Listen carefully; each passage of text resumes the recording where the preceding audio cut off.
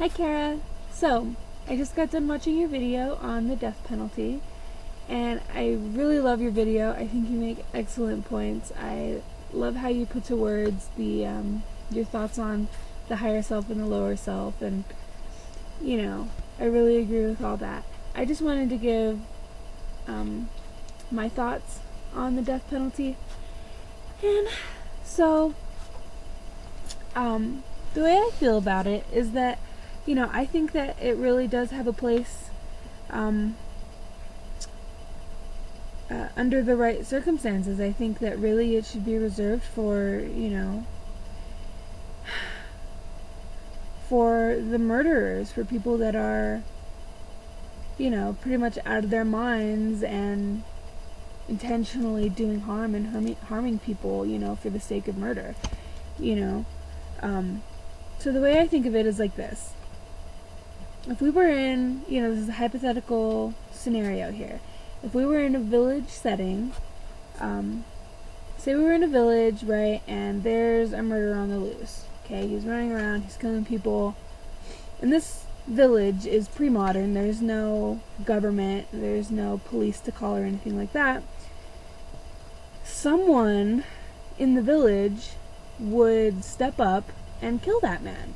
You know what I mean? If he's out committing these murders and he's taking out innocent people, family members, community members, eventually someone would stand up and kill that guy and, therefore just resolve the problem, And the way I think of it is like this. If we were in the village setting and the men all got together and we're going to take out this guy, do you think that they would take this guy and chain him to a tree and go, okay, we're safe now and we're gonna not kill this guy, we're just gonna leave him chained to this tree for the remainder of his life, and we'll feed him, and if he gets sick, we'll treat him for any cuts or bruises or sicknesses that he might have, and we'll take care of him basically for the next 70 years, but now that he's chained to this tree, our community is safe. No, that wouldn't happen. What would happen is one of the men would go and kill that guy in a heroic, he would basically be a hero for the town and just get rid of the guy and get rid of the problem, There would be no mercy shown after he had been doing all that to the community and to families and things like that. And so that's kind of how I feel about it. And, in our modern society and, in reality, we have a government, and the government has taken that ability out of the hands of the community. If someone tried to do that today, they would be held, the murderer would be dead, but the guy that killed the murderer would be held in court for murder.